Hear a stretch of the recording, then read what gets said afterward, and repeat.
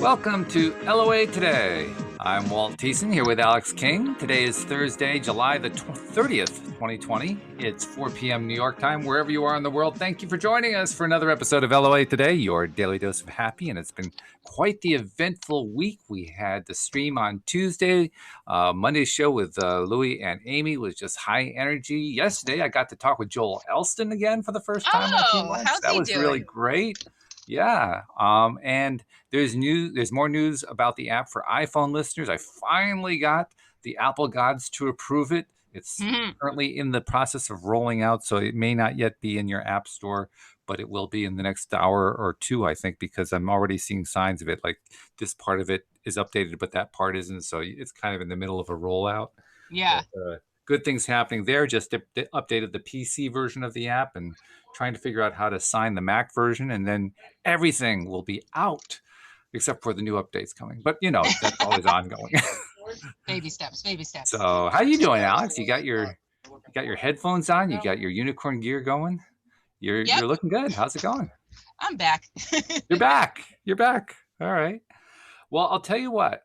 We were planning what I missed on Tuesday. Yeah, well, that's part of what we're going to do today. Oh, all right. Yay. Yeah. Okay. We were planning to do Dan's ebook, The Money Game. We were actually going to do a chapter by chapter thing on that, but Dan is not able to join us today. He's got something that's kind of in the way, conflicting.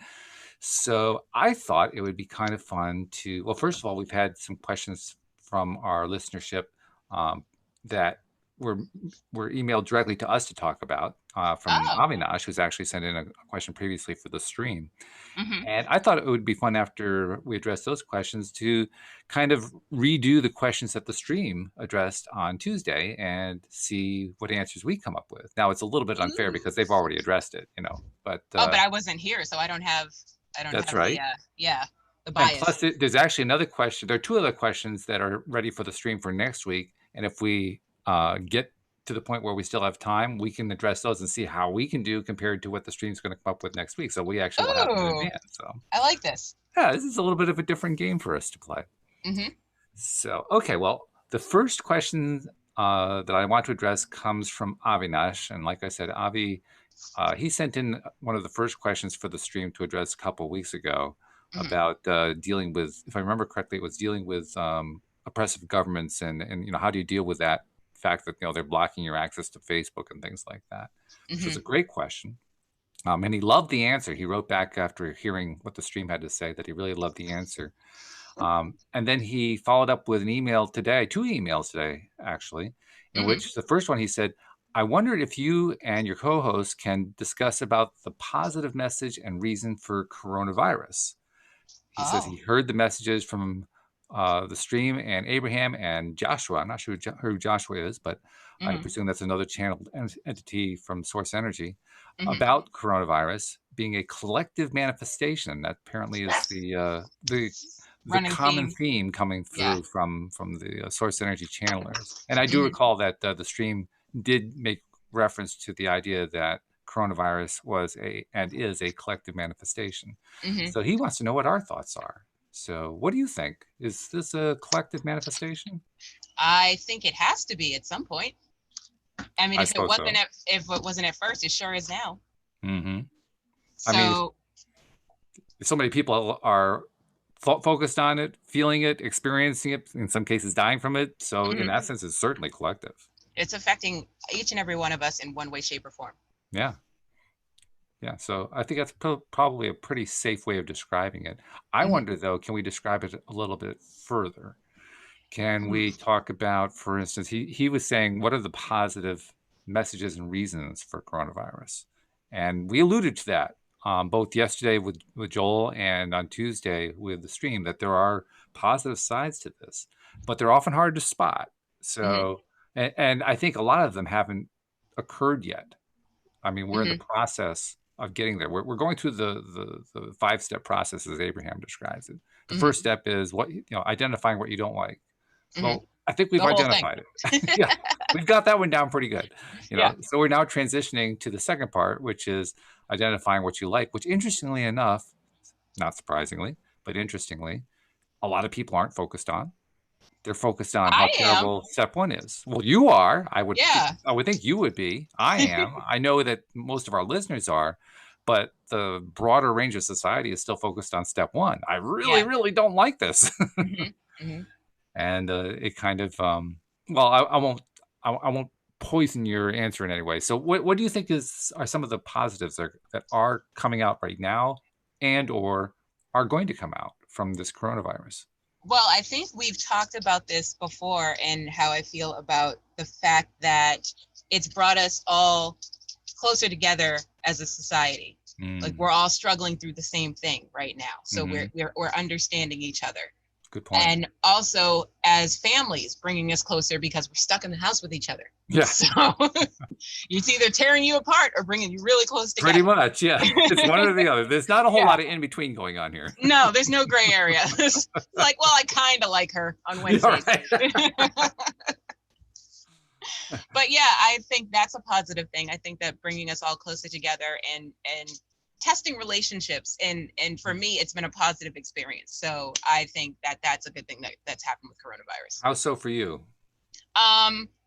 Kenny and I were always fighting about staying in or going out because he's an outdoor nature. Let's go do this. Let's be always on the run doing stuff. And I'm more of a, no, let's stay home, watch TV, hang out together. So because we were forced to stay in the house and watch TV together, I win. You like that one a lot. He's now realized that it's not that bad. He doesn't have to be all over the place. We can like do things together and still have a good relationship. Okay. Well, that's worked out really nicely for you. How about for the broader society, though? Because I think that's kind of where I was pointing to. How's it helpful for everybody? Broader society, I would say people are getting way more creative with their free time. TikToks have blown up. Parenting has parenting blogs and podcasts have blossomed. A lot of parents are trying to figure out what to do with their kids. Now they have all this time off, homeschooling, all this type of stuff. So yeah, creativity, I think, is a great thing.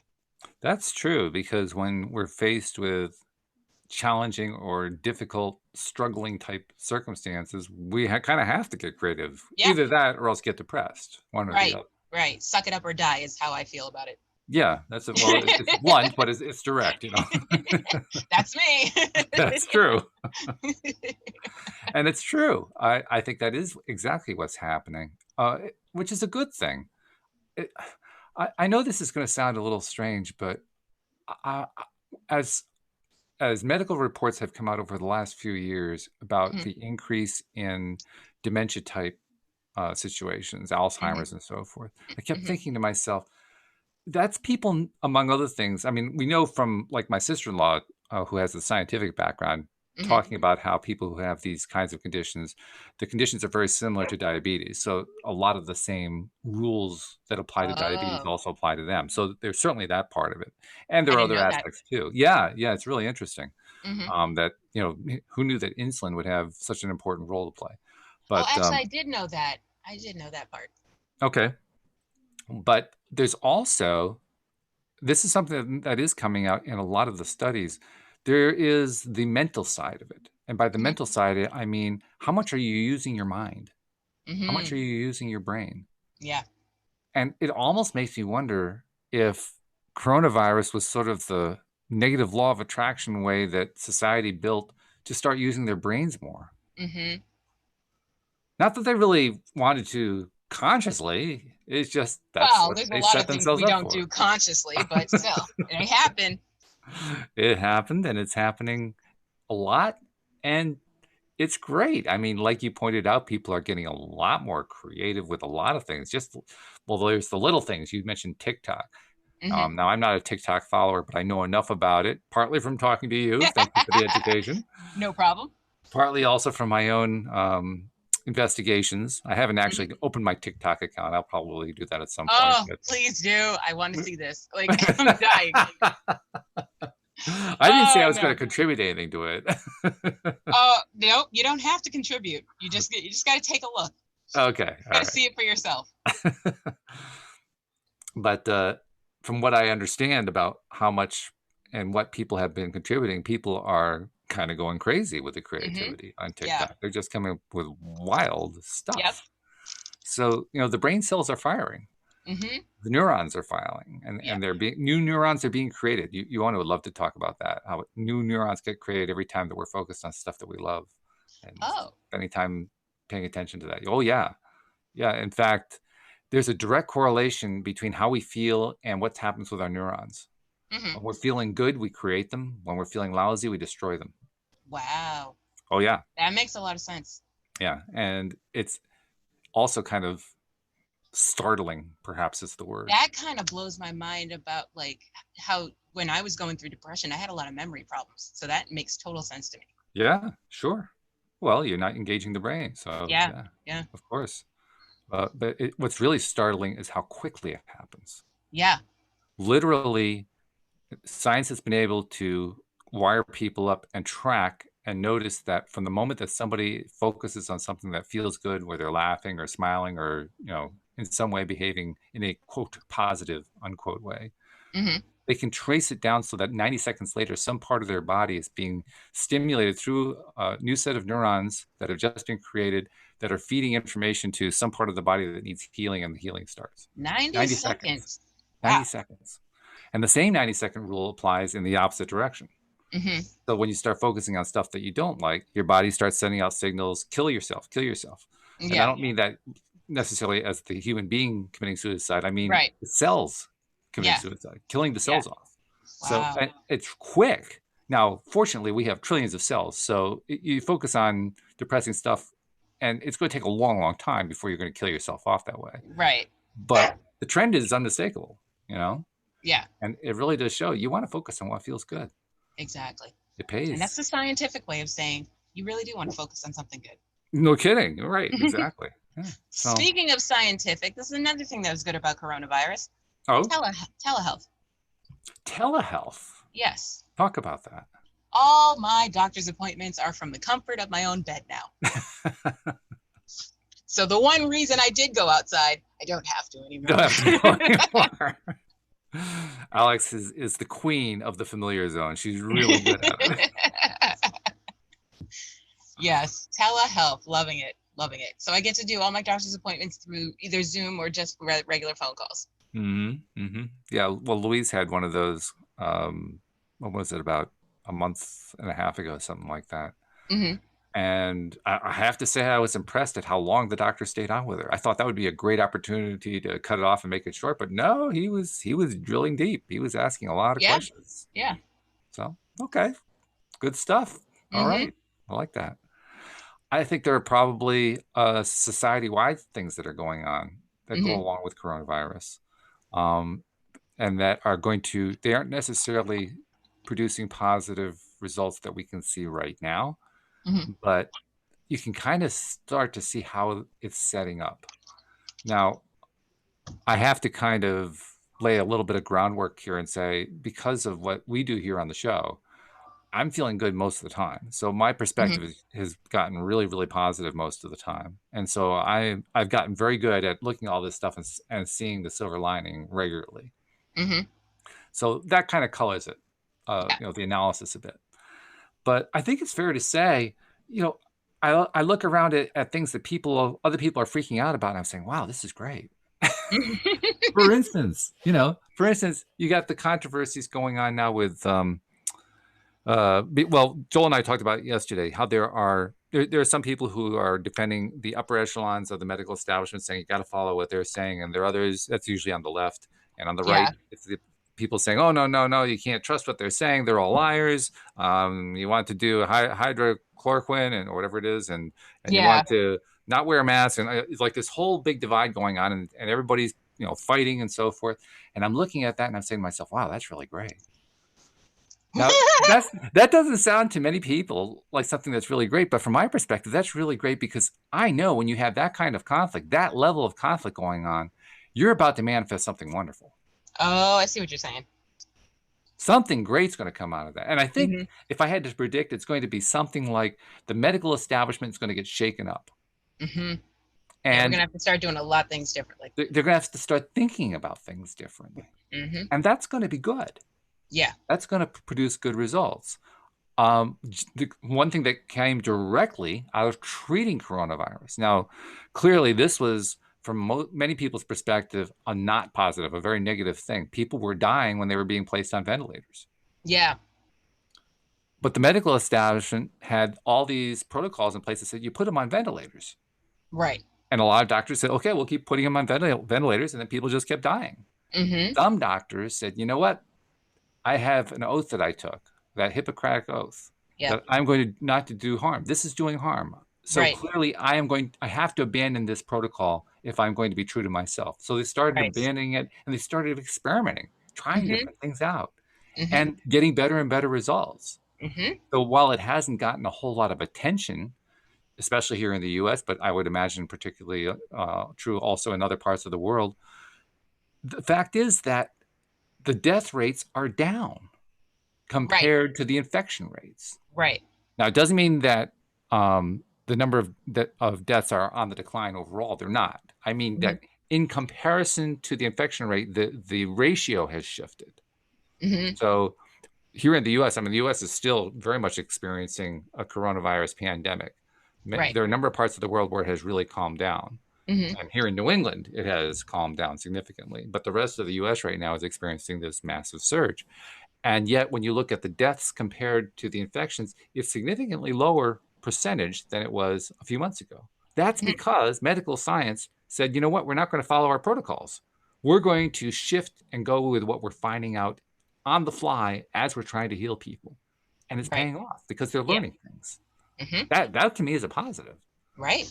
Now, we could very easily look at that as a negative. All those people getting sick, all those people dying, all those people's lives coming to an end sooner than perhaps people thought that they should have. Yeah. But that just depends on how you look at it. And I think that's really the key lesson with any of this stuff. How are we going to look at it? We do have the choice at all times, right? That's true. So which choice are we going to make? Are we going to say there's a positive or that there's going to be a negative? Which way is it? I'm going to say it's going to be what I preferred. Well, yeah, that's the way to go about it. Yeah. Can't go wrong with that one, actually. Sure can't. So hopefully that kind of answers Avinash's question. Now, he asked a second question as a follow-up, and I have to admit I didn't expect to hear this one from a listener, but... Oh, boy. Well, it's directed at me. He says, just wondering if you coded the LOA app yourself and if you're a self-taught programmer. And the answer to both questions is yes. I am self-taught, and yes, I programmed it, and it took me about 8 months to learn how to program it. 8 months of well-documented frustration. True. But, well, I've done web programming since the beginning of the web. So I had at least that going for me. But even there, I was completely self-taught. And I do not recommend people to become self-taught programmers.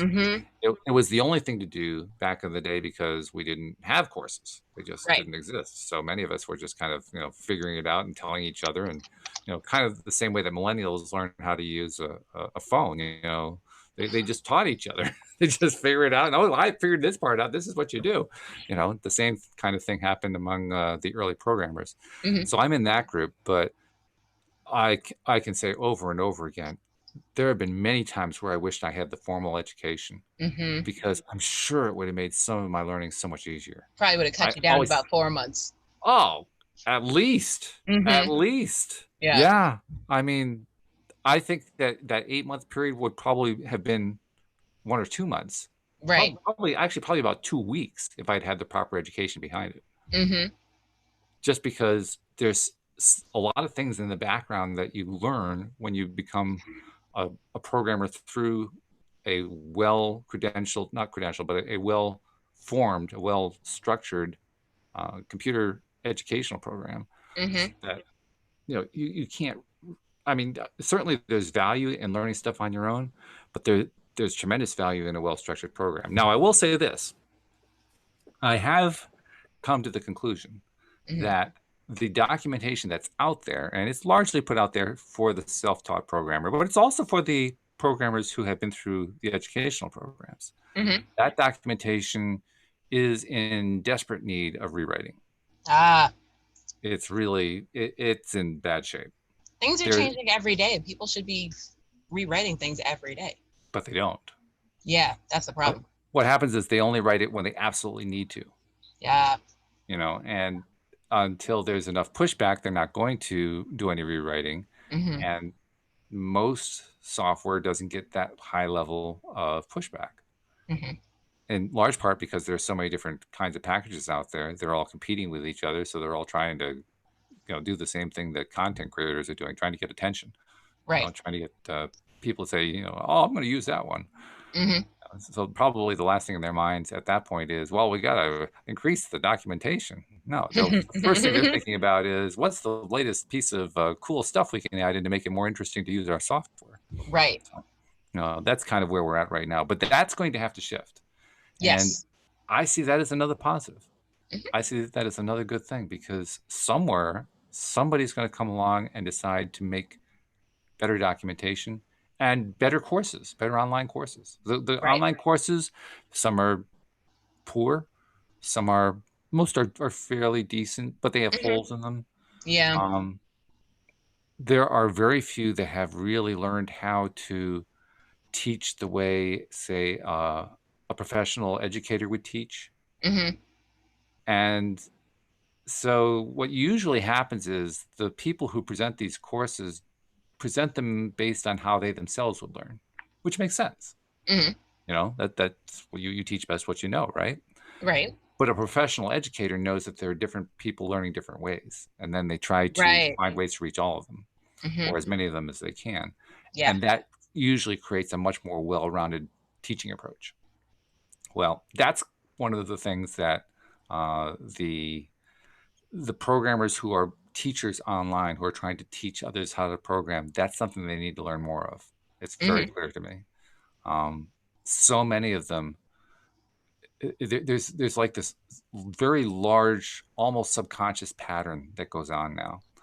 If you want to understand how something works, the answer will come back, here's the step-by-step on how to do it. Problem is, the step-by-step on how to do it is not an answer to the question of how it works. It's how you implement it. But it's not how it works. You know what I mean? It's kind of like saying, all right, I want to know how an automobile engine works. And you say, well, you put the key in and you turn the ignition. Well, that doesn't answer the question. Okay. Well, the rest of the answer is, after you turn the ignition, then you put the car in gear and you start driving. No. How does the engine work? Right. That's the disconnect that's been going on. And it's going on pretty substantially across the industry. So again, I see that as an opportunity. Someone's going to come along and say, you know what? I can teach a better course.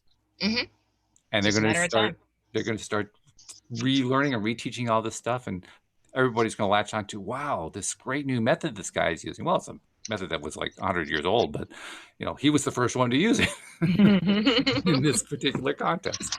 Yeah. So, yeah. But that's a long-winded way of saying, yeah, I'm self-taught, and I wish I had the background that the people who've been through educational programs have. But on the other hand, I'm proud of myself. I mean, I'm proud of you too. 2 years ago, I didn't know if I could do it, to be honest. Right. I really didn't. Now here we are.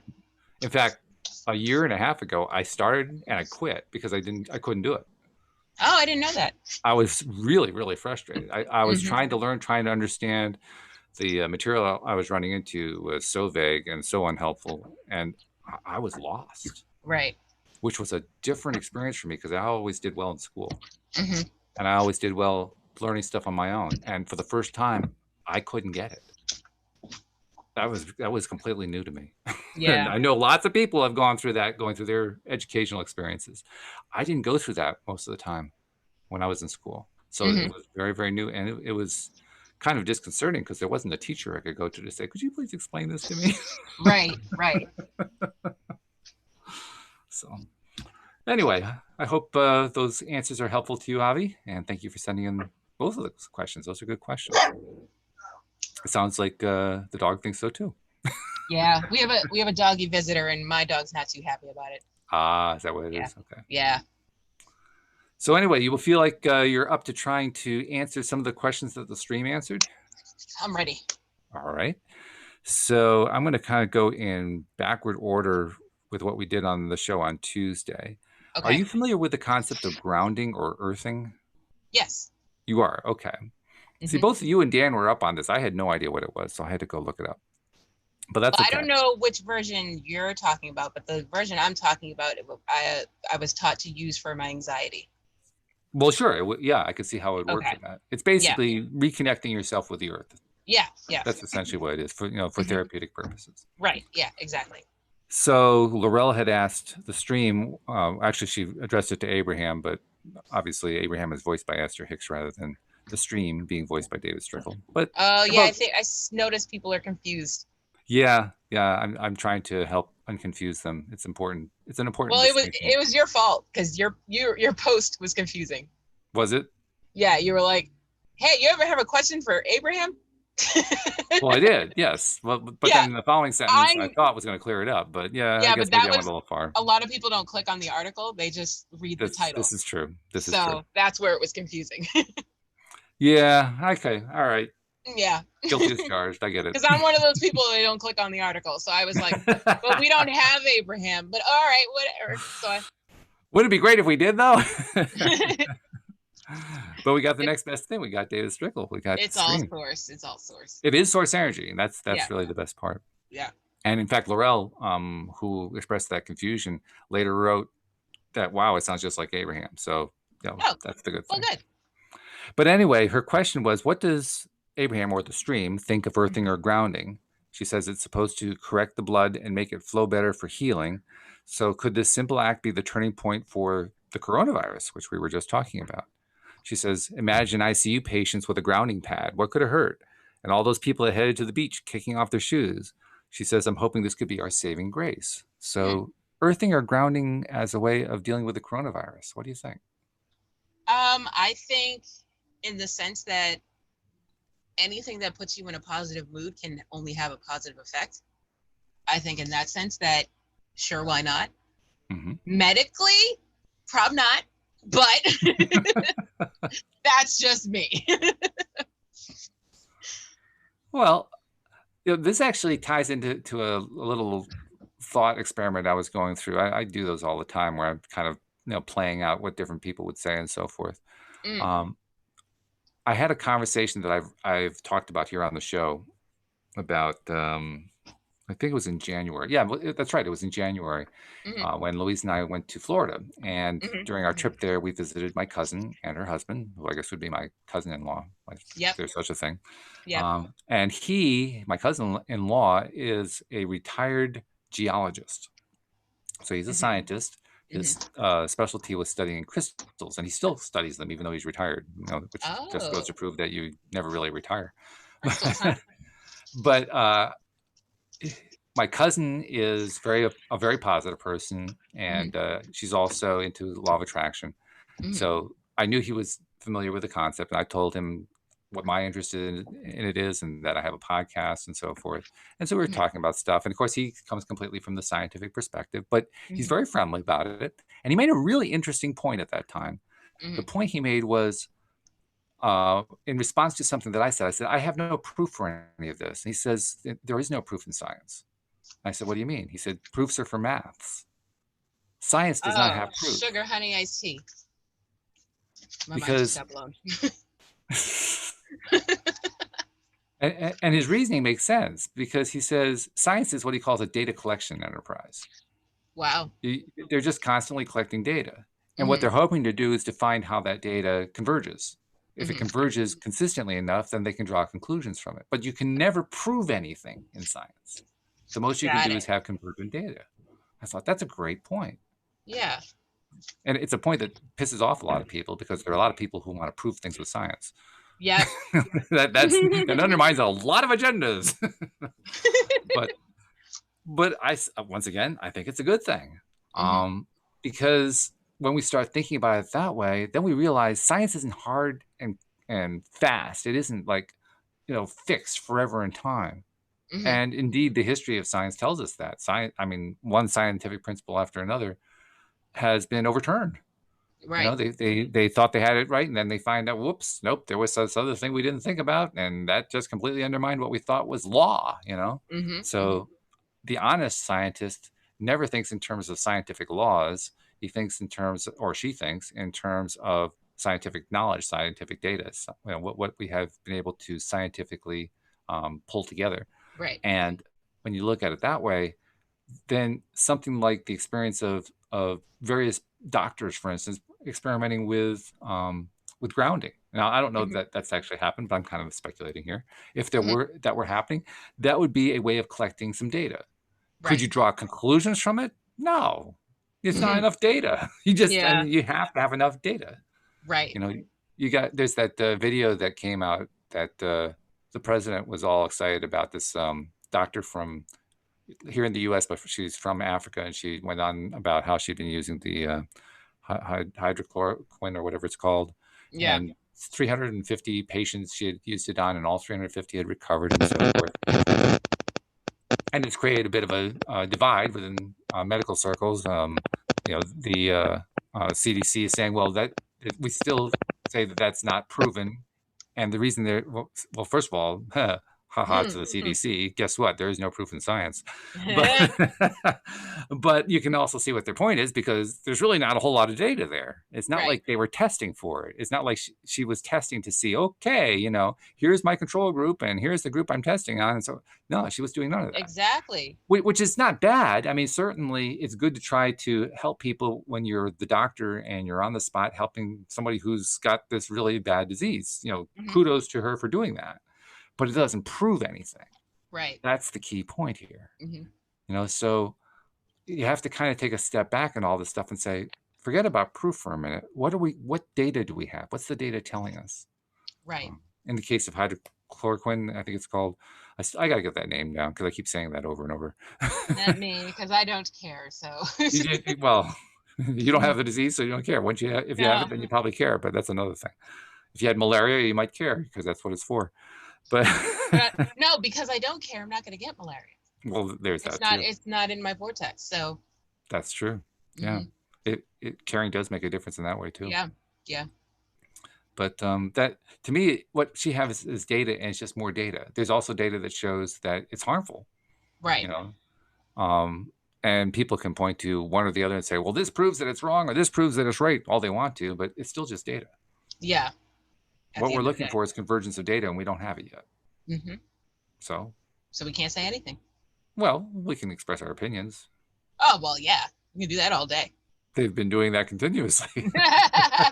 That's all this has been, honestly. Right.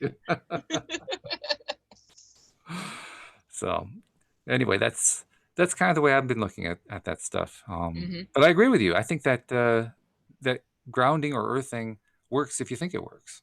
Right. It's if like you the think whole it works, losing weight, eating ice cream thing. Yeah, exactly. Yeah. I had never heard about grounding and doing that to your blood. I'd never heard that. Well, I'm not surprised somebody has come up with that. Yeah. But is there data? Well, even if there's not data, I mean, I express opinions here all the time that have little or no data behind them, so I'm not too worried about data. Let's be perfectly honest here. But the data that I do have leads me to conclude things like all disease starts in the human mind. Okay, I can't prove that. Now I can give up on proving, which is nice. But I don't even have a convergent data to show that it's true. You know, I just have this deep-seated belief that it's true. Right. But I believe it. I believe it very strongly. And that's all that matters.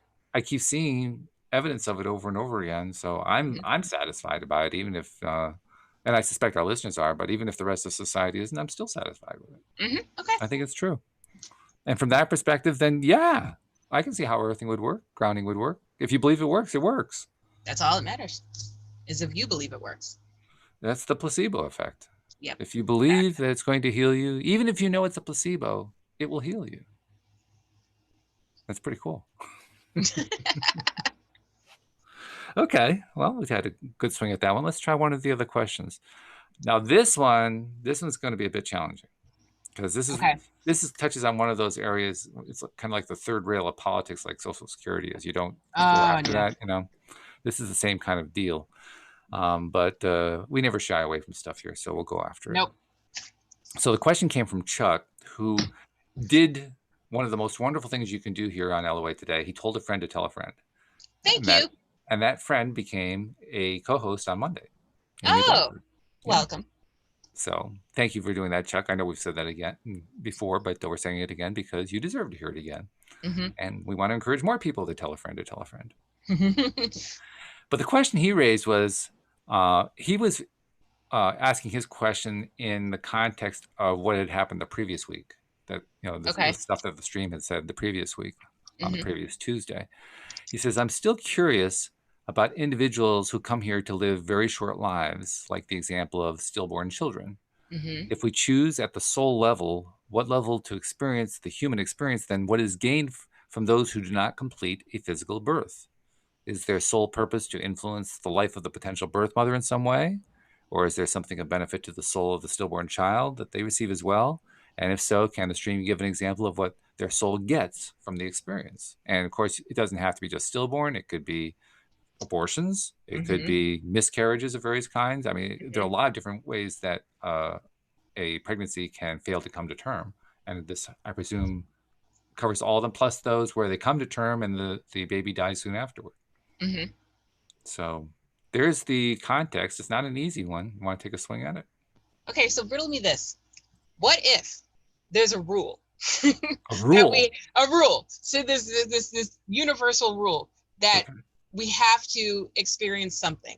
So we have to come back and experience something, right? All right. So what if we decide, all right, I'm going to take the shortest way out to get back to source as quick as I can? Just thinking. Okay. That's my stab in the dark. So basically, they're here on a dare. Yep. But they don't have time to mess around, so they're like, I'm just gonna be a miscarriage and I'm coming right back. I'll be right back in like 2 months. I don't want to do the whole lifetime thing. That's too much. No. But no, honestly, what if it is, I don't how do I want to word it? It might not be fully on the soul that wants to experience the stillbirth. It might be the mother's journey, the father's journey, in the contrast that they had to deal with. I have a friend who actually just went through a stillbirth, and her son's birthday was supposed to be a couple of months ago. And she's dealing with that right now. And I see her posts every day, and it's harder and harder every day. And so, maybe that's her journey, and that's what she had to deal with. So this soul had to say, you know what? I will be your stillbirth. That's what I'm going to do for you. Because these are souls and stuff that we've already made contracts with up there or wherever. And that was the agreement that was made. So you believe in soul contracts? I do. Yeah. Pretty strongly, I would say. Yeah, I do. Because I've always been kind of iffy about them. Yeah. I'm a strong believer in people are here for a reason and a season. Okay. All right. I mean, Dan and I talked about that one time, and he's kind of iffy about it too. He's like, okay, well, if I know how he feels about soul contracts. Yeah. He's like, nah, bro, nah. But I don't know. I mean, he and I definitely agree on one thing. If you establish a soul contract and come here and decide that you don't want to carry out the soul contract anymore, you can change it. You can break it. You're not locked in. It's like the unbreakable vow. This isn't a Harry Potter movie. Isn't it though? Are you sure? You don't know that. Well, until this can be a magic wand, I'm going to go with a theory that it's not a Harry Potter movie. If I believe it's a magic wand, it's a magic wand. Well, this is true. Yes. Do you believe this is a magic wand? Not today. Yeah, so there you go.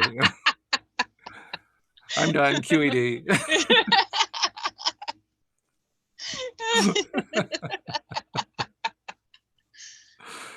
Interesting theory, though. The soul contract thing is, it's one of those things I kind of go back and forth on. Like, yeah, well, I can see why people would think that. I kind of want to look at it from the perspective of co-creation. Like, if we're going to consider this idea of a soul contract as being something that can actually happen, how do I describe that from a vibrational co-creative type position? And I think I would describe it like, okay, before I came here, I vibrated in a certain way. I was thinking, focusing on stuff in a certain way. And now I'm kind of looking back on that and deciding, well, that was a soul contract. And then I come here and I either continue to stay on that vibration or I shift vibration, in which case I'm either keeping the contract or I'm breaking it. So it all comes down to the same thing. What am I vibrating on? So I guess I can in that way say, I guess you could call it a soul contract. I think I'd call it a soul intention rather than a contract. Yeah, contract seems kind of firm. Yeah, it sounds like something, they drag you into court and, sue you if it doesn't work out or something. Yeah. That sounds a little bit harsh to me. But a little bit. Soul intention? Okay. I can see soul intention. All right. I like that better. That works a little better. Yeah. And the nice thing about an intention is if you decide you don't like where it's going, you can change intentions. Yeah. Which is the main point that we make on the show over and over again every time. That it's up to us. We get to decide what we're going to respond to an event with. Right. We get to decide how we're going to respond to everything. So why not with our soul intentions? Okay. Well, then let's see if we can take on another question from for the stream. Oh, well, Louis asked this question. This was fun, I thought. Now, I don't know if you heard the episode that he was on where he was just peppering the stream with questions. Yeah, I was there. Were you there for that one? I wasn't sure. I was there for part of it. Yeah. Okay, that's right. Yeah, you and Dan were both there, and then you both kind of skipped out, and Louis just kept going like a machine. I didn't know that part. But they thought he was there because we both had to go. So well, he is so focused. This is the question he was trying to get at. Is the question that has driven his entire life. It started from when he was very young, and he discovered none of the adults could answer the question, and so he kept pursuing it. And then he was doing mediocre work in school because they wanted him to do all this other stuff. And his response was, "I'll be happy to do that if you can just explain to me why I'm here." Oh, he's one of those. Yeah, he had to get that figured out, and he has made, obviously he's learned a lot over the years, but he still doesn't have, from his perspective, he doesn't have a completely satisfactory answer yet. So he was peppering the stream on that topic. Right. Well, as a follow-up, and I won't even try to piece together how this came about, he came up with this follow-up question. He says, is the world really flat for flat earthers, and is it really round for round earthers? Thank God someone asked that question. Let's talk about it. Hold on, let me hashtag this. So you are actually telling me that you have been wanting somebody to ask this flat earth question for ages. Is that what you're saying? I've been wanting someone to ask me this question. To ask you this question. Oh, okay. All right. Well, then we're going to pretend it was you that was asked by Louis. And Louis, I hope you're tuned in. Okay. She's taking a breath. She's got to get her thoughts together. She's been waiting for so long to do this. I'm gonna burst. Okay, so yes, he's right. The earth is flat for people who believe it's flat, and the earth is round for people who believe it's round. Because it's whatever your perception is, that's what makes it true. So, for my perception, the earth is round and everyone's an idiot.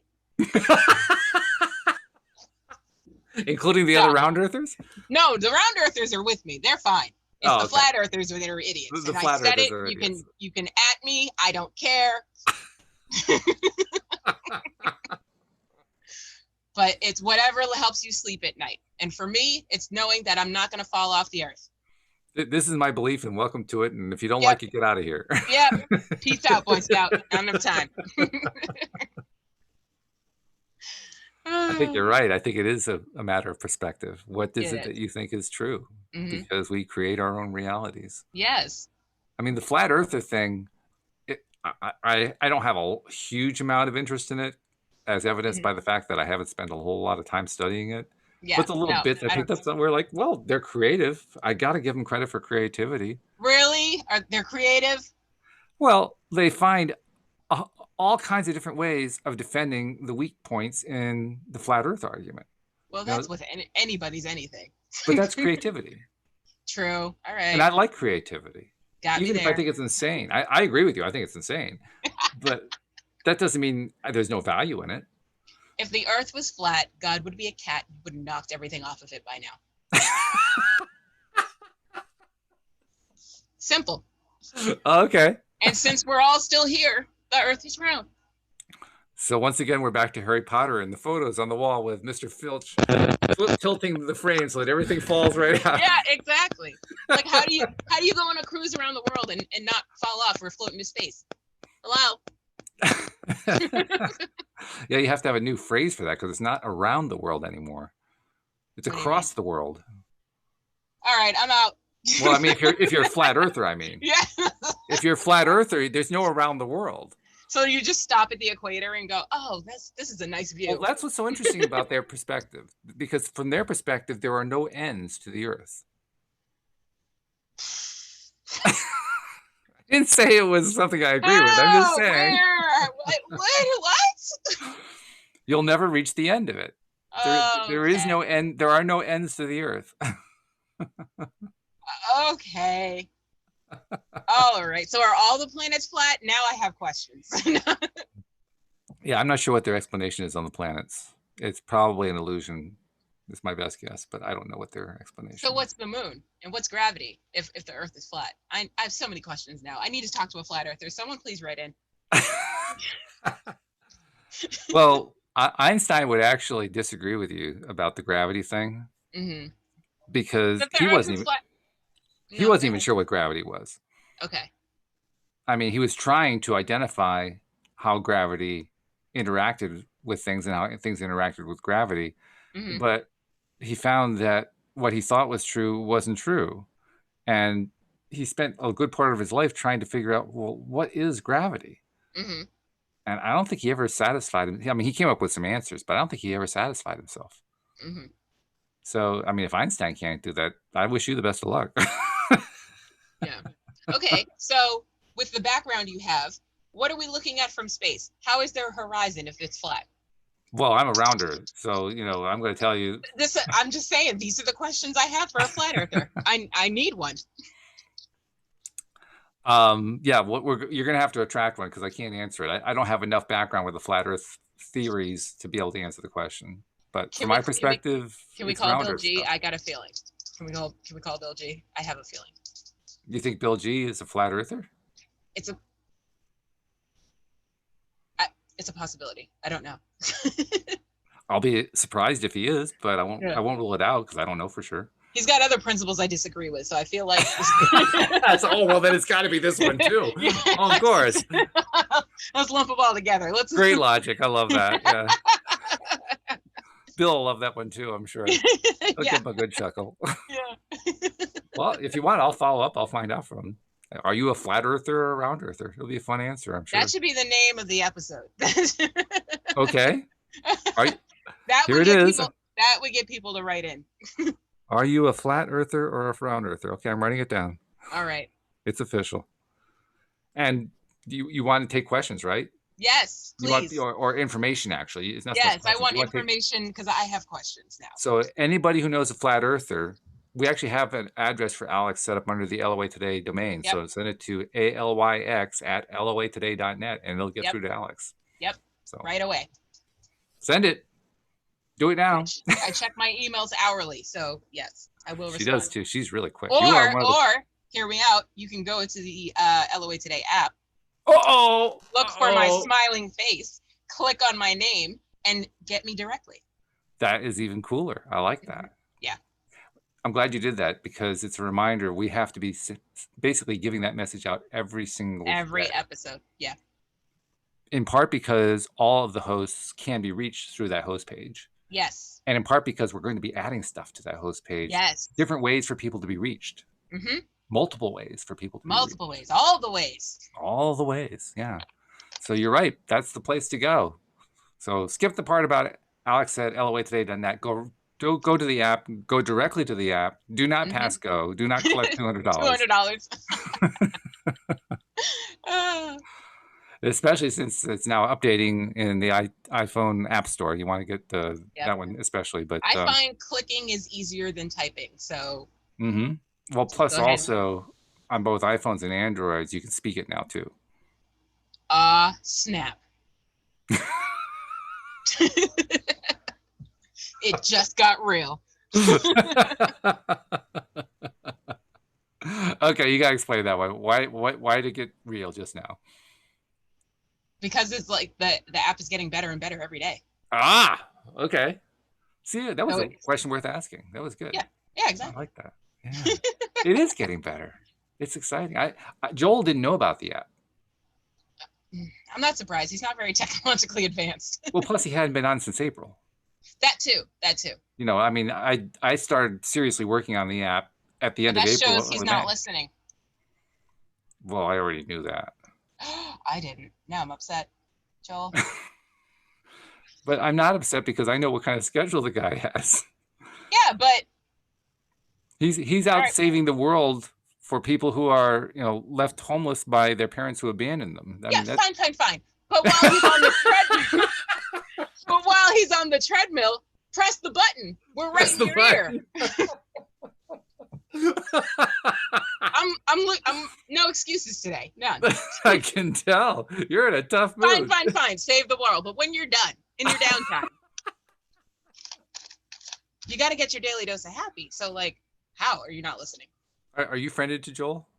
I don't remember. I have a lot of friends. If you are, send him a message. I am. I'm just gonna be like, we talked about you on today's episode. He'll love it. Matter of fact, I'm making him a hashtag. Okay, all right. Oh, that's great. Well, then, since we are tying in the app this way, we should probably do a complete app promo. So, first and foremost, as we announced at the beginning of the show, the iPhone fix is now fixed, so that the problem before was that the episodes weren't updating. They are now updating once you get the new version. And that fix has already been applied to the Android version. The PC version now also has it. I'm still figuring out the Mac version. There's a whole signing thing you have to do there. And I have to give a comment about Apple. The Apple police gave me a little bit of a hard time. Oh, just apparently Apple doesn't like YouTube. Oh, burn. I mean, and I'm not really, I think it's because Apple's competitor is Android and YouTube is owned by Google, which created Android. But that's only a theory. I can't prove that. No, that's definitely it. Well, let's just say I'm leaning that way. All right, well, I'm leaning with you.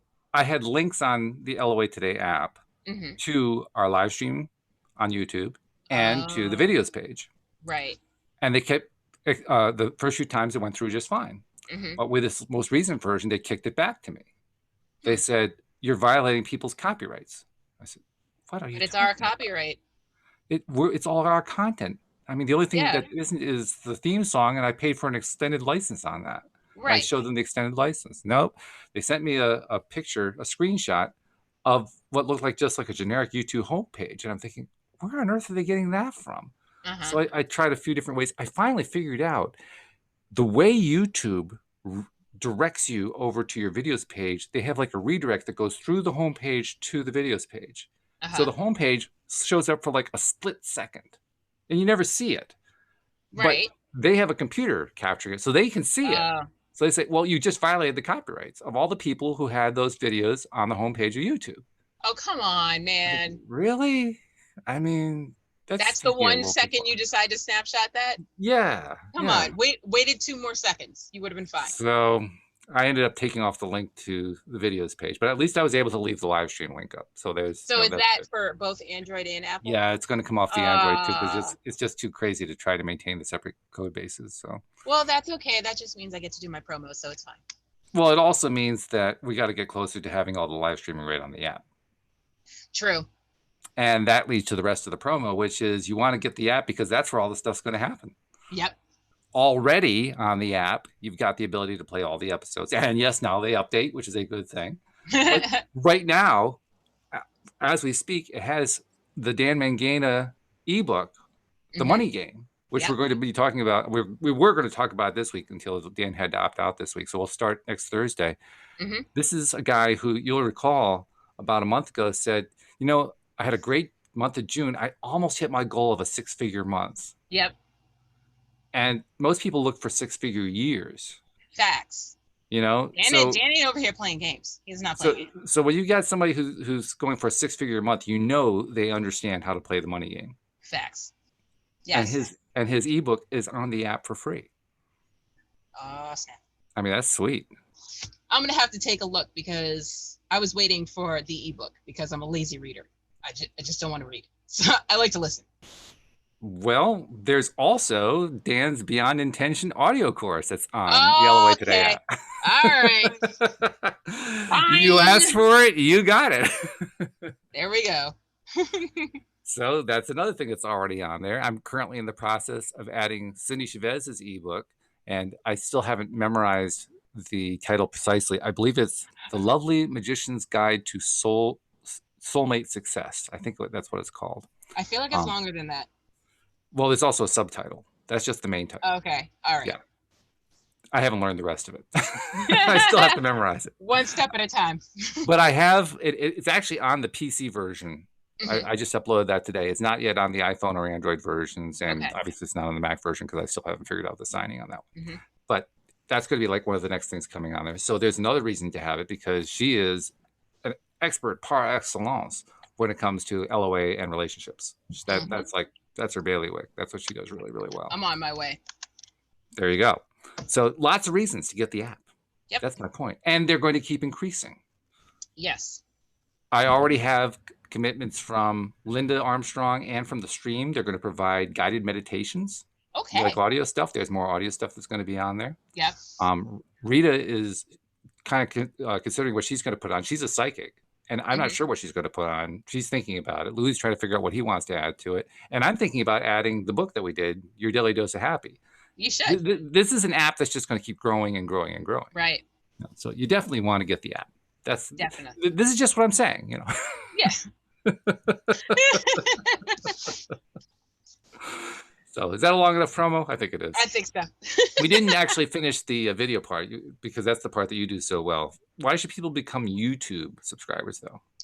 Well, why should they become? Or why should they become? How do they get there? Well, that too. That comes afterward.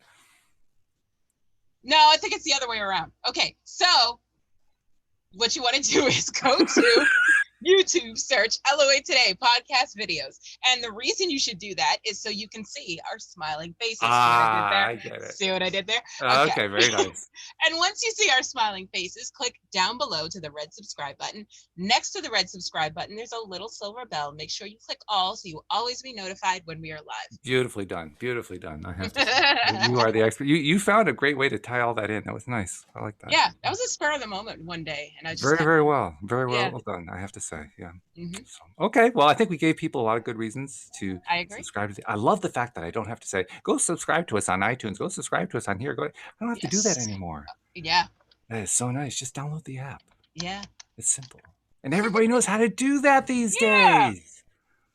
Like anybody. 4-year-olds learn that one. They can get a hold of the phone when they're not supposed to. Oh, they be installing everything. No kidding. Yes. How do you think TikTok got on my phone? I believe it. Mm-hmm. It wasn't me. It wasn't me. You're basically, washing your hands of any responsibility. Is that what it is? Oh, As you enjoy all the apps? No, it was my niece. It totally was. I don't even use it. I swear. Yeah, you know a lot about it, though. Yeah, I do, because of her. She uses it on my phone and makes me do TikToks. Yeah, I know. She's homeschooled now. There's nothing else to do. And yet, funnily enough, you were looking forward to what I was going to do on TikTok. No, I was looking forward to your reaction to see what's going on out there. Okay. Yeah, all right. I always we'll look forward to your reaction to millennial situations. I always look forward to that. Okay. Well, I certainly don't want to disappoint you on that. It's like if you were to present my niece with a cassette tape and just video what she thinks of it. It's like that excitement. Now, Jeffrey posted something. I was about ready to sign off for the show, but Jeffrey posted something that I've got to bring in and ask a question. He says, let me know if I can add to the app as well.